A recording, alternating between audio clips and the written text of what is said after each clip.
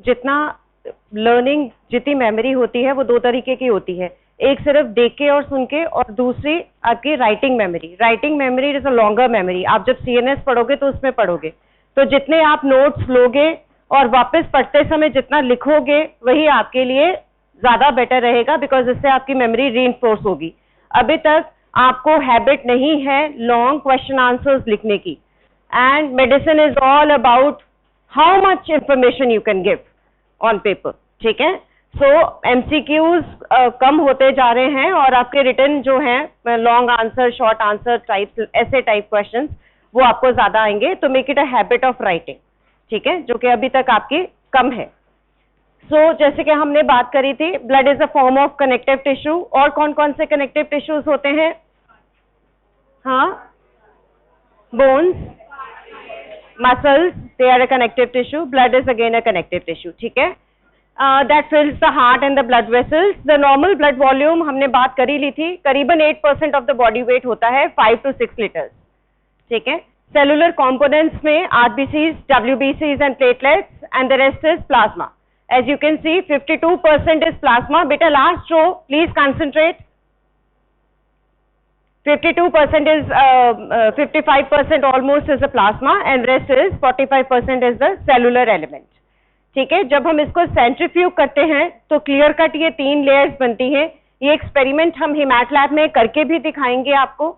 तो ऊपर clear plasma होता है, बीच में डब्ल्यूबीसी एंड प्लेटलेट्स की एक क्लाउडी सी, बिल्कुल क्लाउड टाइप लेयर होती है ग्रेइश कलर की, और नीचे आरबीसी सेटल डाउन होते हैं। आरबीसी क्यों सेटल होते हैं एक दूसरे के ऊपर? क्योंकि उनकी बाइकनकेव शेप होती है, तो रोलेक्स फॉर्मेशन या एक दूसरे के ऊपर जो सेटलमेंट है वो उनकी कंपैरेटिवली इजियर रहती है। फिर बफी कोड डब्ल्यूबीसी प्लेटलेट्स का रहता है। प्लाज्मा, हम ये क्यों करने का क्या फायदा है? एक तो हमें इससे ब्लड वॉल्यूम पता लग जाता है कि कितना है, आरबीसी का वॉल्यूम कितना है। दूसरा, जो प्लाज्मा है अगर वो क्लियर नहीं है, बाई चांस वो येलोविश है या वो पिंकिश है, अगर पिंकिश है तो इसका मतलब ये है कि आरबीसी ब्रेक डाउन कर रहे हैं, तो आरबीसी नॉर्मल नहीं है, ठीक है। बाइकनकेव आरबीसी ब्रेक डाउन नहीं करेंगे, सेटल हो जाएंगे। लेकिन अगर आरबीसी एलिप्टिकल शेप के होंगे या स्फेरिकल शेप के होंगे, हेरिडिटरी स्फीरोसाइटोसिस, तो व्हाट विल हैपन कि during centrifugation many of them will break down, ठीक है, टूटेंगे तो उनका कलर जो है वो प्लाज्मा में आएगा, तो प्लाज्मा पिंकिश कलर का होगा।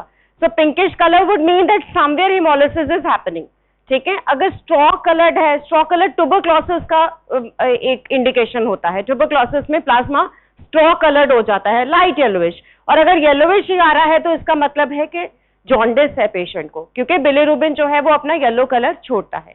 तो प्लाज्मा के कलर से हम अंदाजा लगा सकते हैं कि कोई डिजीज तो नहीं है, इसलिए ये सेंट्रीफ्यूगेशन करी जाती है, ठीक है। So this is the way you are going to सी।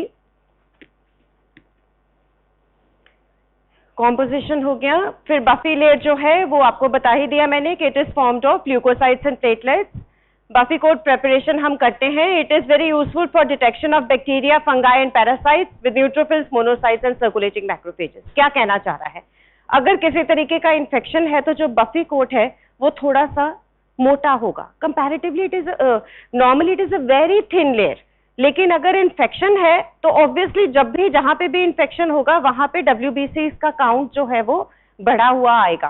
तो ऑब्वियसली बफी कोट जो है वो comparatively as compare to a normal centrifuged this tube, उसमें बफी कोट हमें थोड़ा थिक दिखेगा, ठीक है। So we can assume that some kind of infection is going on, plus उसमें प्लाज्मा नॉर्मल नहीं आएगा। अब functions of the blood, normally हमको पता है कि ब्लड ट्रांसपोर्ट करता है, न्यूट्रिएंट्स कैरी करता है और ऑक्सीजन को कैरी करता है, लेकिन 9-10 फंक्शंस हैं। तो अपन एक एक करके उसको देखते हैं कौन सा है। सबसे पहला तो रेस्पिरेटरी फंक्शन, ऑक्सीजन को लंग्स से टिश्यू पे लेके आना है और टिश्यू से कार्बन डाइऑक्साइड को वापस लंग्स पे लेके आना है। जो हीमोग्लोबिन होती है उसकी एफिनिटी ऑक्सीजन के लिए थोड़ी कम होती है, कार्बन डाइऑक्साइड के लिए ज्यादा होती है, और मैक्सिमम होती है कार्बन मोनोऑक्साइड के लिए।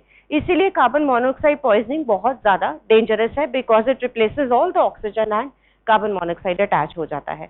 एंड कार्बन डाइऑक्साइड नार्कोसिस एक तरीके की प्रॉब्लम होती है कि अगर पेशेंट को प्रॉपरली ऑक्सीजन नहीं मिल रहा है तो उसकी ऑक्सीजन रिप्लेस हो जाती है कार्बन डाइऑक्साइड के कारण, उसको कार्बन डाइऑक्साइड से। वो भी अपन डिस्कस करेंगे कि कार्बन डाइऑक्साइड नार्कोसिस में क्या होता है और कैसे बॉडी खुद उसको मैनेज करने की कोशिश करती है। नो रिमेंबर वन थिंग कि हमारी बॉडी इतनी स्पेशल है कि कुछ भी अब नॉर्मल होता है तो सबसे पहले वो खुद कोशिश करती है रिपेयर करने की, एवरी सिंगल टाइम। अगर ये ऑब्वियसली कोई इन्फेक्शन भी आता है तो तुम्हें पता है कि WBCs आ रहे हैं, क्यों आ रहे हैं? They are trying to kill the bacteria. Medicine का रोल तो बाद में आया है ना, वो तो हमें समझ आया है कि हमको ये लेना पड़ेगा ताकि हम उनकी हेल्प कर सकें। बॉडी अपने आप को रिपेयर करने की कोशिश करेगी हर सीन में। जो हम मेडिसिन देते हैं या जो हम ट्रीटमेंट्स देते हैं, we are just helping the body to heal itself, we are not actually healing. तो जो कहते हैं भगवान है, हम भगवान नहीं है। भगवान ने बॉडी को बना दिया है, अपने आप में हीलिंग कैपेसिटी उसको दी है। फ्रैक्चर भी होता है तो बोन ने अपने आप ही हील करना है, हमने सिर्फ उसको पोजीशन देनी है। This is what we are doing, we are just giving a proper position कि हाँ ये एनाटॉमिकल पोजीशन है, इसमें इस बोन को करके प्लास्टर लगा दो, मूवमेंट बिल्कुल मत होने दो, तो बॉडी अपने आप अंदर हीलिंग स्टार्ट कर देती है। ठीक है। So respiratory function, then transport medium, हर तरीके का nutrient, hormone, chemical substances, medicine, toxins, सब इसके थ्रू मूव करते हैं। ठीक है। तो it is a transport medium. It regulates the growth and metabolism of tissues. कैसे? क्योंकि it is transporting the hormones and neurotransmitters. तो हार्मोन और न्यूरोट्रांसमीटर ही आगे हेल्प कर रहे हैं ग्रोथ एंड डेवलपमेंट में, तो ऑब्वियसली ये इसका मीडियम हो गया। Third, temperature regulation. Blood temperature regulation अपने आप में एक पूरा चैप्टर है जिसको अपन डिस्कस करेंगे, पर ब्लड इसमें बहुत इंपॉर्टेंट रोल कर रहा है, क्योंकि जो भी रेडिएशन कन्वेक्शन से हीट लॉस होना है वो ब्लड की मूवमेंट के कारण ही होता है। ठीक है। Blood conducts the heat from the interior of the body to the surface through the blood vessels. Temperature is continuously produced in the body. How? Why is this line written? Temperature is continuously produced in the body, मतलब heat is continuously produced in the body. क्यों? Metabolism चल रहा है। Every damn cell is having its own metabolism, और हर बार metabolism में ATP production हो रहा है और उसके साथ में हीट प्रोडक्शन हो रहा है। So body is continuously producing the heat, और वो रेडिएशन से वो हीट ब्लड में आ रही है, रेडिएशन से ब्लड उसको बाहर निकाल रहा है बॉडी को through with the help of the skin. So skin and blood दोनों मिलके आपके बॉडी टेम्परेचर को रेगुलेट करते हैं। Blood absorbs the heat, transfers to the surface. Then excretory function, कोई भी वेस्ट मटेरियल है वो सारा ब्लड के थ्रू ही किडनी पे जाएगा और फिर बाहर निकलेगा। वाटर होम्योस्टैसिस, क्योंकि प्लाज्मा 92% वाटर ही है, तो ऑब्वियसली वाटर बैलेंस जो क्रिएट करना है उसमें सबसे बड़ा काम ब्लड का ही है। Loss of water from the body as in diarrhoea, vomiting, excessive sweating results in decreased blood volume which is known as hypovolemia. Volemia. Understand? Hypo less, hyper more. A, जहां A लग गया वहां पे 0, जहां A लग जाएगा amenorrhoea, no menstruation. ठीक है। एनॉक्सिया, ये ऐसे ऐसे वर्ड्स आपको आते रहेंगे। तो जहां पे किसी वर्ड के आगे हाइपोक्सिया हो गया तो डिक्रीज्ड रेस्पिरेशन, एनॉक्सिया हो गया no respiration. A means no, hypo means less, hyper means more. ठीक है। Persistent hypovolemia results in cellular dehydration. In response to hypovolemia, mechanisms are activated to increase the water content of blood. So this again वही बात कहना चाह रहा है कि body अपने आप उसके अंदर, होम्योस्टैसिस पढ़ लिया तुमने, पढ़ा दिया ना मैम ने। तो होम्योस्टैसिस क्या है? Internal temperature, internal mechanism body का एक लेवल पे कंट्रोल्ड रखना। तो वो सारी बॉडी अपने आप ही कर रही है। We are not doing anything externally, the body itself is, all the organs are working along with one another and trying to keep a complete balance. ठीक है। तो एक ही तरह का इंटरनल एनवायरनमेंट रखने में ब्लड का बहुत ज्यादा रोल है। Acid base balance, acid base balance करता है क्योंकि इसमें प्लाज्मा प्रोटीन्स है। ठीक है, विच एक्ट एज बफर्स। तो एसिड बेस बैलेंस हम रेस्पिरेटरी सिस्टम में वापस पढ़ेंगे, वहां पे हम प्लाज्मा प्रोटीन्स का रोल अलग से पढ़ेंगे, बट देन इसकी बफरिंग कैपेसिटी है, इसको आपको पता होना चाहिए। Immunity, we know that WBCs हैं इसमें, तो they provide immunity. Oncotic pressure किससे आता है? Oncotic pressure again plasma protein से। अब एक चीज याद रखना, एक है चलो अपन करते हैं, we'll discuss this. सो इसमें जो एल्ब्यूमिन है, 3 तरीके की प्लाज्मा प्रोटीन्स आपको पता ही होंगी, albumin, globulin and fibrinogen. Albumin का साइज बड़ा है या ग्लोबुलिन का बड़ा है? एल्ब्यूमिन का साइज सबसे ज्यादा बड़ा है। Albumin present in the blood exerts oncotic pressure. It is known as osmotic pressure, which is known as oncotic pressure. This prevents edema formation. कैसे edema formation? अब एक बात समझो, ब्लड कैपिलरीज के अंदर हैं और कैपिलरीज में स्मॉल होल्स हैं। 2 प्रेशर्स काम करते हैं एट द सेम टाइम। एक होता है हाइड्रोस्टैटिक प्रेशर और दूसरा होता है ऑस्मोटिक प्रेशर। हाइड्रोस्टैटिक प्रेशर क्या है? वाटर या किसी भी लिक्विड का खुद का प्रेशर। ऑस्मोटिक प्रेशर क्या है? ये प्लाज्मा प्रोटीन्स का। Will just talk about the blood. तो ब्लड के खुद के प्रेशर से तो क्या होगा कि कैपिलरी के होल्स से ब्लड को बाहर निकल जाना होगा। हाइड्रोस्टैटिक प्रेशर का काम क्या है? बाहर निकला, है ना? तो हाइड्रोस्टैटिक प्रेशर पानी को या ब्लड को कैपिलरी से बाहर निकालेगा। उसको वापस क्या खींच के रखता है? वो है आपका ऑन्कोटिक प्रेशर। और वो वापस खींचना इज वेरी इंपॉर्टेंट, अदरवाइज मतलब कैसे बॉडी मैनेज करेगी? How is it possible to manage? So oncotic pressure जो है वो हमारी ये जो प्लाज्मा प्रोटीन्स हैं वो करती हैं, ठीक है। अब जितनी हेवियर प्लाज्मा प्रोटीन होगा उसका ऑस्मोटिक प्रेशर उतना ज्यादा होगा। लेकिन दूसरी चीज ये होती है विस्कोसिटी, ब्लड की विस्कोसिटी होती है। ब्लड की विस्कोसिटी के लिए viscosity will depend upon the shape of the plasma protein. तो एल्ब्यूमिन जो है उसका रोल तो ऑस्मोटिक प्रेशर में है, मतलब ब्लड को अंदर ही रखना कैपिलरीज में। विस्कोसिटी में रोल आता है फिब्रिनोजन का, क्योंकि उसकी शेप ऐसी है, उसकी शेप इज मतलब एलिप्टिकल सी शेप है जो कि विस्कोसिटी देती है ब्लड को। अगर कोई चीज ग्लोबुलर होगी तो वो विस्कोसिटी नहीं क्रिएट कर पाएगी या कम क्रिएट कर पाएगी। अगर इरेगुलर शेप होगी तो उसकी विस्कोसिटी उतनी ही ज्यादा होती है। This is an important MCQ के ऑन्कोटिक प्रेशर में कौन सा प्लाज्मा प्रोटीन इंपॉर्टेंट है और विस्कोसिटी में कौन सा प्लाज्मा प्रोटीन इंपॉर्टेंट है, ठीक है। आपको पता होना चाहिए कि आपको करीबन 20 या 30 एमसीक्यूज आएंगे और फिर आपको long answer types and then short answer types, इस तरीके से होता है। So you have to be prepared for the MCQs also. जब भी आप कोई चैप्टर पढ़ो उसके पीछे एमसीक्यूज हैं, मस्ट गो थ्रू देम, ठीक है। This will prepare you for your PG also.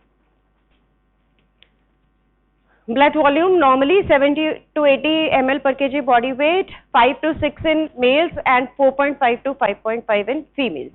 हमने बात करी थी ब्लड वॉल्यूम भी फीमेल्स में कम होता है, आरबीसी काउंट भी कम होता है एंड हीमोग्लोबिन भी कम होता है फीमेल्स में as compare to the males. Children में एब्सोल्यूट वॉल्यूम जो है वो सिग्निफिकेंटली लेस है, ऑब्वियसली क्योंकि उनका बॉडी सरफेस एरिया बहुत कम है, ठीक है।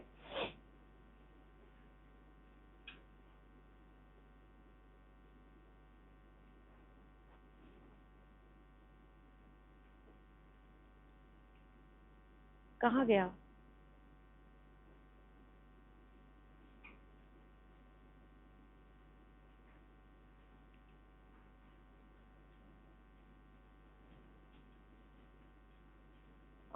Just give me 2 minutes. I have lost my slide on my laptop and I can't even find the cursor.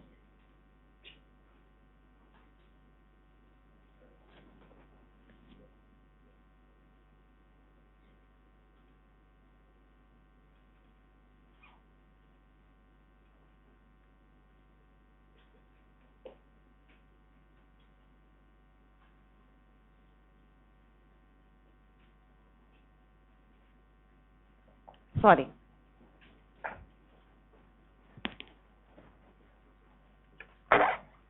You can take that, please.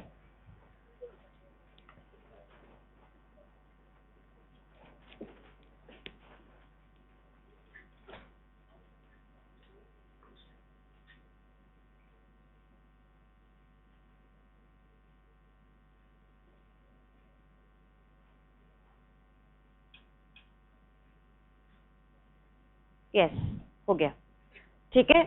So we were there, immunity हो गया, acid base balance हो गया, immunity हो गया by the WBC, ये उसका 7th function था। Then storage, कोई भी इलेक्ट्रोलाइट्स, विटामिन, न्यूट्रिएंट्स जो हैं वो सब इसी में ब्लड में ही स्टोर्ड रहते हैं, ठीक है। देन बॉडी कलर, ऑब्वियसली जो हमारा कलर है वो हमें ब्लड देता है। अगर हम बहुत पेल हैं तो ऑब्वियसली देखने से ही पता लग जाता है कि हम एनीमिक हैं, अगर हम येलोविश हैं तो देखने से ही पता लग जाता है कि हमारे ब्लड में बिलीरुबिन बढ़ा हुआ है। So it gives colour to the body.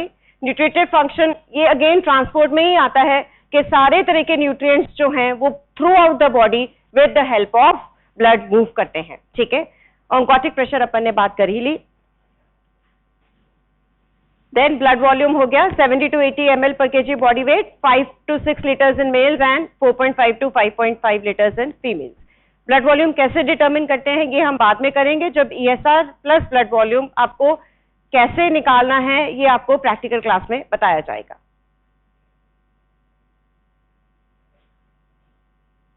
Then viscosity of the blood is a measure of resistance, obviously.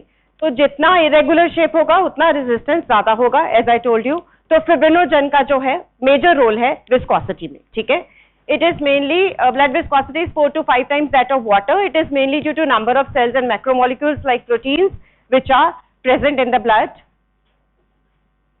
Then plasma क्या है? फ्लूइड कंपोनेंट, ऑलरेडी हम बात कर ही चुके हैं, 55% फॉर्म करता है, बिल्कुल ट्रांसपेरेंट है। होल प्लाज्मा जो है उसको हम यूज करते हैं इन्वेस्टिगेशंस के लिए। Blood is collected with anticoagulants, anticoagulated blood.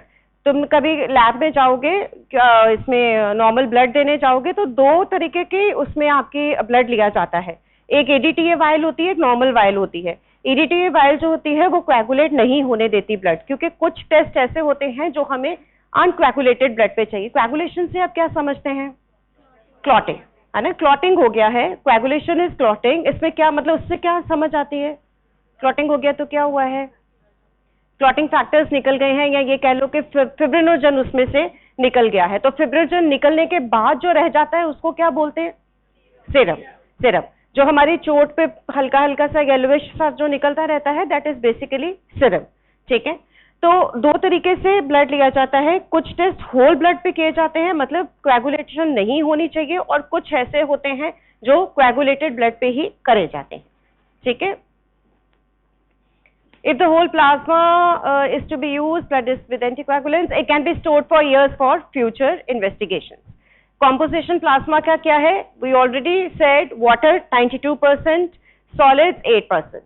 इसमें और solids में सबसे main है plasma proteins, इसके अलावा glucose, lipid, urea, uric acid and various anions and cations.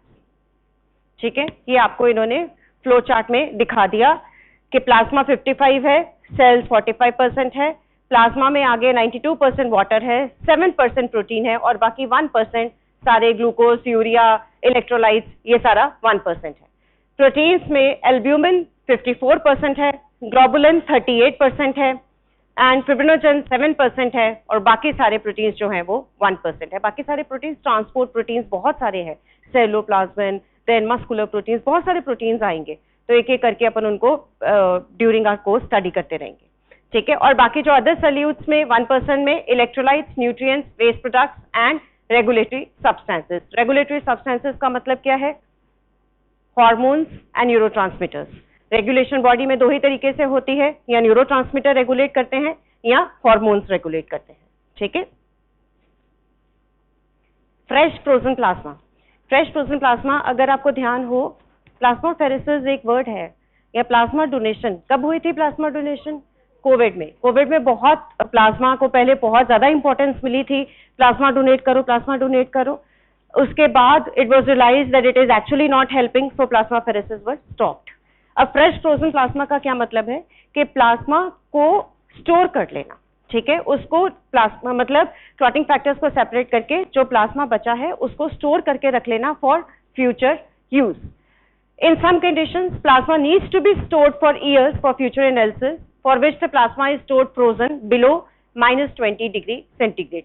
करीबन 7 से 8 साल इसको आप स्टोर कर सकते हो, उसके बाद it gets spoiled, ठीक है, so you have to throw it. This is called fresh frozen plasma, which is stored up to 7 years in a blood bank. To preserve the clotting factors, plasma should be frozen within 6 hours after collection. Obviously, क्योंकि उसके बाद it will start coagulating. जो हमारा जिसमें हम blood donate करते हैं, जो वो ब्लड बैग होता है, उसमें ऑलरेडी एंटीकोएगुलेंट्स एडेड होते हैं, तो उसमें कोएगुलेशन होने नहीं देते हैं, ठीक है। तो विद इन 6 आवर्स अगर उसमें से हम प्लाज्मा को सेपरेट करके स्टोर कर लेंगे तो that is fresh frozen plasma. FFP is use for plasmapheresis, that is therapeutic plasma exchange. कहाँ कहाँ यूज होगा वो अपन लेटर ऑन बात करेंगे। Serum, During blood coagulation, a soluble plasma protein called fibrinogen is removed for the plasma. It is utilized in the formation of fibrin. Fibrinogen to fibrin with the help of plasmin. तो ये आपका clotting process है जिसको हम discuss करेंगे जब हम hemostasis discuss करेंगे. तो एक बार जब fibrinogen रिमूव हो जाए तो जो बाकी बचा, as we said, that is known as serum. It is used. Plasma without the clotting factors is called serum. Many biochemical tests are performed. Serotonin content is high. क्यों? Platelets का role clotting में है और platelets जब अपना काम कर रहे हैं तो वहाँ पे वो serotonin रिलीज करते हैं. Serotonin, histamine, bradykinin कुछ तरह के केमिकल्स हैं जो प्लेटलेट्स रिलीज करते हैं. ठीक है, तो ये जब भी अपना काम करेंगे 5-HT, सेरोटोनिन, ये सारे जो बायोकेमिकल्स हैं ये थोड़ा इन्फ्लेमेशन में, फीवर प्रोडक्शन में इनका रोल आता है. We will be discussing as we move on. तो सेरोटोनिन जब रिलीज होगा तो ऑब्वियसली स्टोर्ड प्लाज्मा में आपका सेरोटोनिन लेवल जो है वो कंपैरेटिवली हाई रहेगा. It is not only used for biochemical investigations, it is also used as a supplement for cell culture media. Obviously, cell culture media कहाँ पे use होता है? Cell cultures हम कब करते हैं? When do we do cell cultures? तुम लोगों ने किया है ये +2 में? You have made cell cultures, नहीं? Petri dishes में cell cultures नहीं grow किए? कब करे हैं हमने बताओ? और क्यों करेंगे?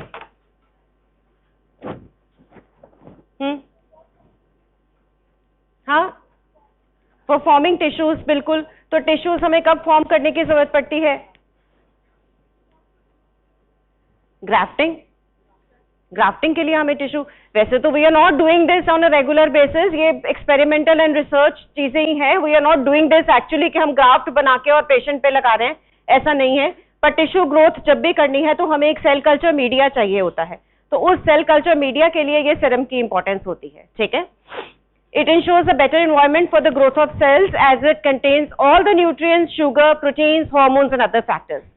Fetal calf serum is used for the growth of human cells. Fetal calf समझ आ रही है? गाय का बच्चा जो है उसका सीरम लिया जाता है और ह्यूमन सेल्स उसमें ग्रो किए जाते हैं. कोई और तुम्हें लगता है कोई और यूटिलिटी हो सकती है इसकी? हाँ, एडीए में कैसे?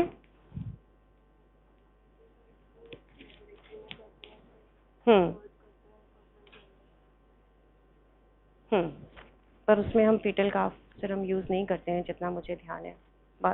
आई need to study it.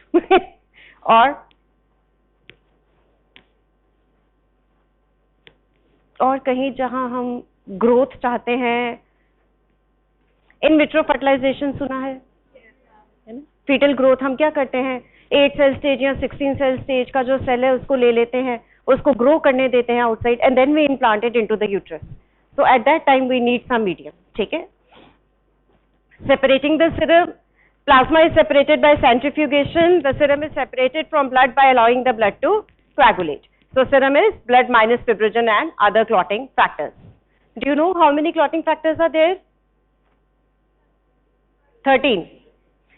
Then comes the plasma proteins. Plasma proteins are major solute constituents of the, मतलब जो सॉलिड पार्ट है, एक सॉल्वेंट होता है, एक सोल्यूट होता है. सॉल्वेंट लिक्विड होता है और सोल्यूट जो होता है वो उसके अंदर जो डूबी हुई चीज है वो है. So solute is mostly the solid thing and solvent is a liquid part. So plasma तो हो गया आपका solvent और solute हो गए आपके plasma proteins. Normal plasma proteins जो हैं 6 से 8 ग्राम पर 100 ml of plasma है.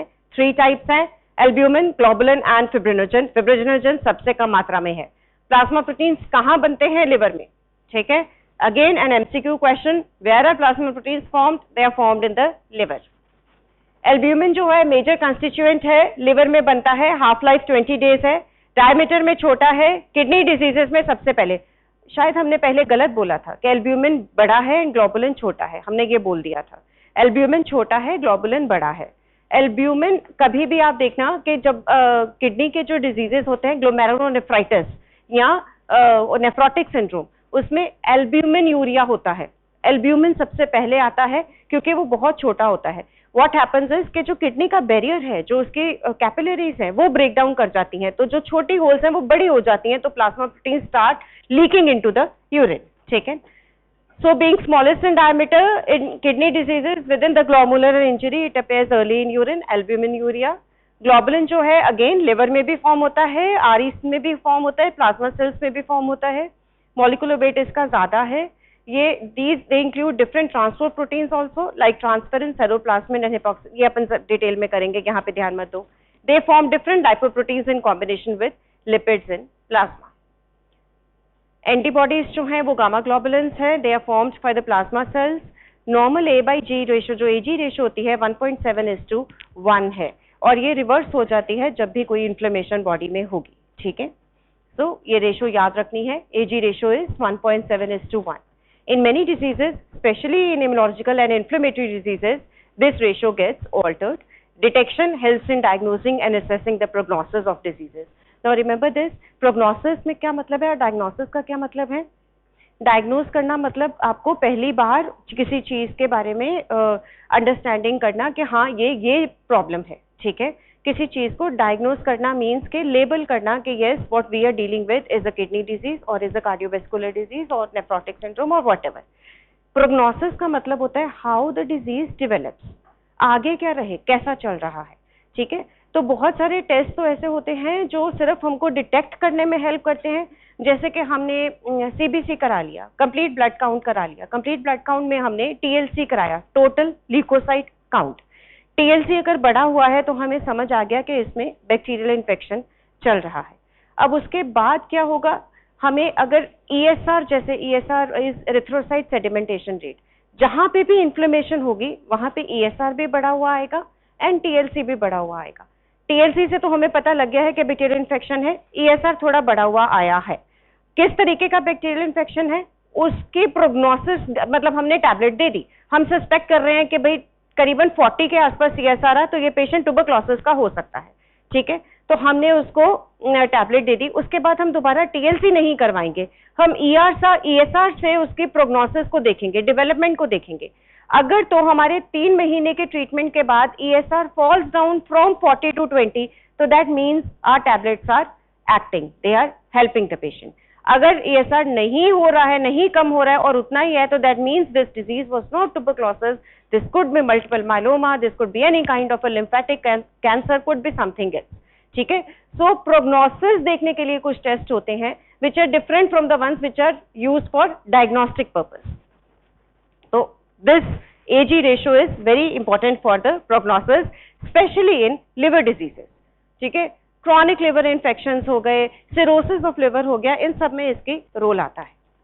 Then fibrinogen again produce by liver, blood coagulation में इंपॉर्टेंट है, विस्कोसिटी को कंट्रीब्यूट करता है जैसे अपन ने बात करी थी, एंड ESR को डिटर्मिनेशन में हेल्प करता है।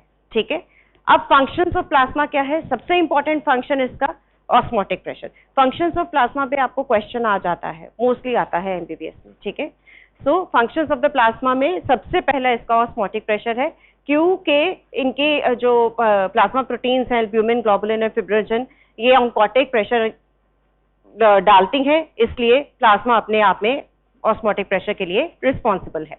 नॉर्मल ऑन्कोटिक प्रेशर जो है वो 25 mmHg है। Oncotic pressure retains the blood in the vascular compartment and prevents a loss of fluid from capillaries into the tissue spaces, interstitial tissue spaces। वही बात जो मैंने बताया था कि एक हाइड्रोस्टैटिक प्रेशर है which is trying to push out the fluid, second is oncotic pressure which is trying to retain the fluid। ये दोनों अपने से एक दूसरे के अगेंस्ट, पूरे किडनी में, ब्लड में, कहीं पे भी, हार्ट में, सब जगह ये दोनों प्रेशर्स एक दूसरे के अगेंस्ट काम करते रहते हैं। oncotic pressure is due to presence of albumin। Anemia and edema are features of hyperproteinemia, we will discuss this, अभी मत करो इसे। ठीक है, so first function was oncotic pressure, second function is viscosity of the blood। जैसे अपन ने बात करी थी कि because of plasma proteins 50% of the viscosity of the blood जो है वो इनके कारण है। Viscosity will depend upon the molecular shape, again we have discussed this। This is why fibrinogen molecules which are elongated and fibrillar in shape contribute more to the blood viscosity than in albumin which is ellipsoid in shape। Finally immunity, antibodies जो हैं वो gamma globulins हैं, so they contribute to the humoral immunity. Then blood coagulation, fibrinogen है तो coagulation में help करेगा. Then carrier proteins, ये important है कि plasma proteins जो हैं they are carriers for many kinds of hormones and nutrients. Carrier for water insoluble substances, albumin acts as a carrier for steroid hormones, fatty acids and thyroid hormones. Specific carrier proteins for lipophilic hormones to target cells, examples are sex hormone binding globulins. ये बेटा सब अपन करेंगे. अभी आपको ऐसे लगेगा कि क्या चल रहा है, इसलिए मैं इस पे बहुत ज्यादा कंसंट्रेट मतलब quickly we are just covering it. You just need to know the functions, because ये अभी आपको ये लगेगा कौन सी बाइंड कर रही है, ईस्ट्रोडाइल क्या है, टेस्टोस्टेरोन क्या है. जैसे जैसे आप फिजियोलॉजी पढ़ते जाएगा आपको बहुत क्लियर होता जाएगा ये. सो डोंट वरी, ये इतना डिफिकल्ट है नहीं जितना आज दिख रहा है. ठीक है. Thyroxine binding globulin etcetera. Finally buffering, हमने बात करी थी कि प्रोटीन बफर्स हैं, एसिड बेस बैलेंस को मेंटेन रखेंगे. लेबाइल प्रोटीन स्टोर, अगर कोई पेशेंट फास्टिंग में है तो ये दे एक्ट एज स्टोरेज. ठीक है. जो भी प्लाज्मा प्रोटीन्स हैं ये यूज होंगे to produce the energy for that patient, अगर किसी तरीके की फास्टिंग या इस तरीके की स्टार्वेशन टाइप कंडीशंस होती हैं तो. Then synthesis of erythropoietin, various enzymes, synthesis of hemoglobin, इस सब में भी प्लाज्मा प्रोटीन्स का रोल है. Finally, determination of ESR we don't need to do. Separation of plasma proteins, they can be separated by methods like paper electrophoresis, gel electrophoresis. ये separation के methods हैं जो किसी भी चीज में यूज होते हैं, चाहे आपको नर्व मसल के एक्सपेरिमेंट्स करने हैं, चाहे आपको प्लाज्मा को सेपरेट करना है.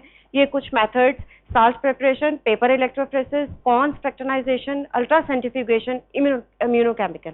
आजकल हम लोग इम्यूनोकेमिकल एनालिसिस पे ही डिपेंड करते हैं, बाकी मेथड्स कम यूज होते हैं. प्लाज्मा फोरेसिस का मतलब क्या है? प्लाज्मा को रिमूव कर देना विदाउट रिमूविंग द आरबीसीज. ठीक है. अब वही बात जो अपन ने पहले बात की थी, plasma is separated from the blood. It is usually done to separate excess or abnormal plasma proteins such as antibodies from the blood.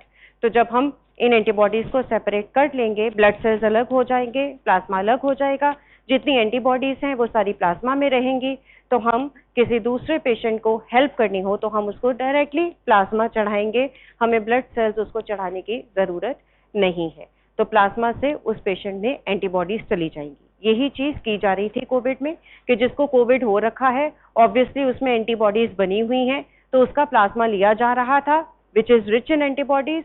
It was being given to the patient who is suffering from COVID at that time, ताकि prepared antibodies उसको मिल सके.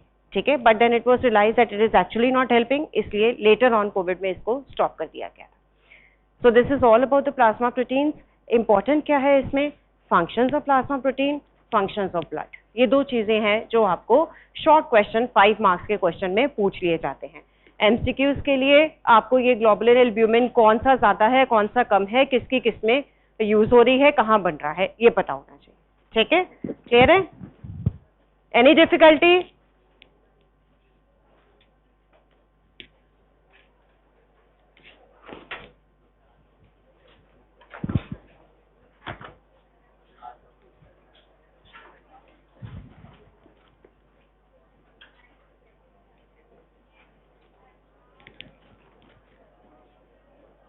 ए वाले सारे खड़े हो जाओ, जितनों का भी नाम ए से है प्लीज स्टैंड अप.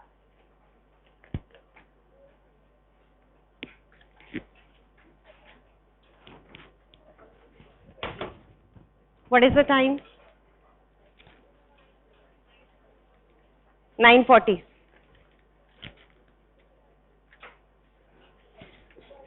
अभिषेक गोचर, सिट डाउन, बैठते जाओ. जो है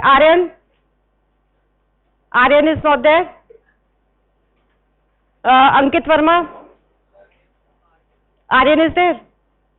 Ankit Verma. Anish Chart. Anish. बैठ जाओ.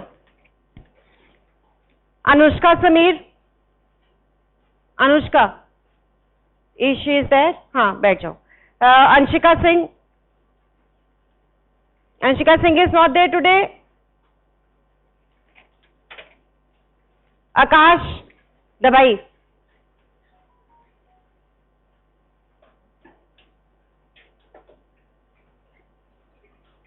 अंकित शर्मा. अरमान. अश्मित. आदित्य वर्मा. अंकित मीना, आदित्य मित्तल, अशोक, अर्पित अग्रवाल, अशिता शर्मा, अशिवा, ओके, आशीष शर्मा,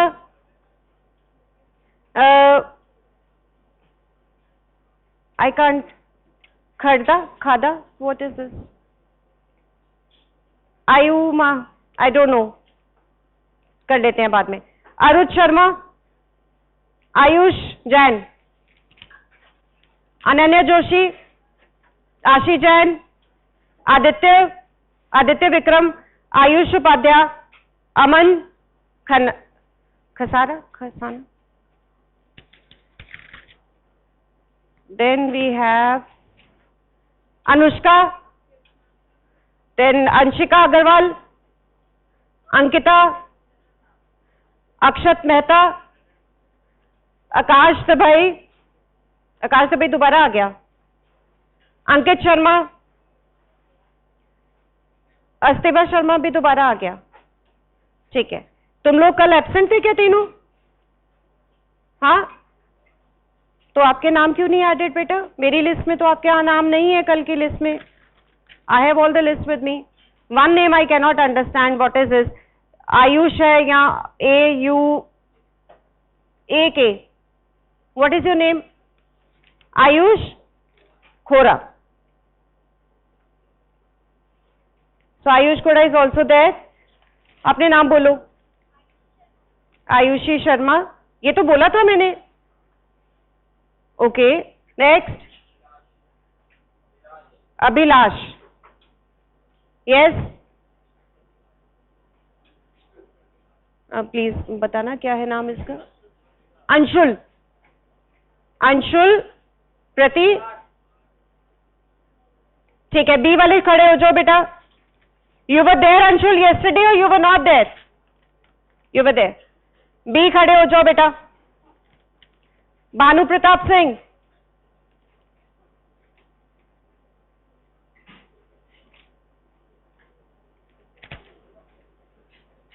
बस दैट्स इट। बी में कोई है ही नहीं अपने पास। भूमि वर्मा, बस दैट्स इट ना। कोई और बी से तो नहीं है? क्या नाम है तुम्हारा? भानु प्रकाश। तुमने कल नाम नहीं लिखा या आज पहला दिन है? भानु प्रकाश। सी वाले खड़े हो जाओ बेटा, quick. Chamin Gupta, Chetan Singh, Chetan Goyal, Chanchal. Anyone from C? What's your name? हाँ, चिरायु कल आए थे तो तुमने नाम क्यों मिस किए बेटा अपने कल? Why did you miss your name? You don't want the attendance? Chirayu. D से खड़े हो जाओ।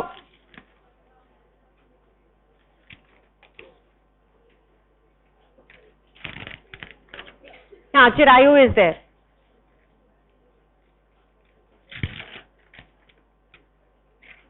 D Dushyant, sit down. Dipendra, Dhruv, then we have Darshini,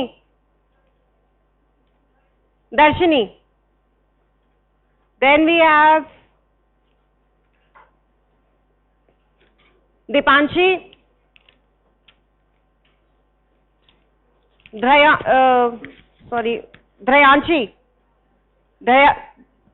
Dhranshi, Dinky, Dhruv, दिव्याशीष।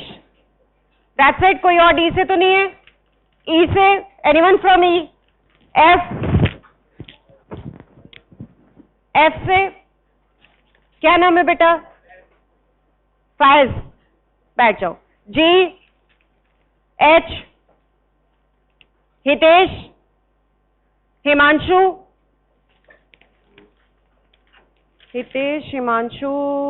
Then Harshita लिखा है, हर्षिता चौधरी लिखा है।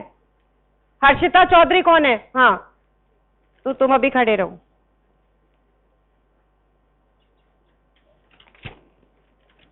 ओ भाई, ऐसे तो मैं पागल हो जाऊंगी तुम्हारे नाम देखते देखते। तुम्हें रोल नंबर्स नहीं अलॉट हो रहे क्या अभी? एच का है, नाम बोलो एच वाले बाकी के। हर्षित, हर्षित कल आए थे ना तुम? हाँ, you were there. Harshit Chaudhary, Mittal, Harshit Mittal. Next बोलो, क्या नाम है? अच्छा, गौरव जी से। तो तुम जी पे पहले क्यों नहीं खड़े हुए? कल आए थे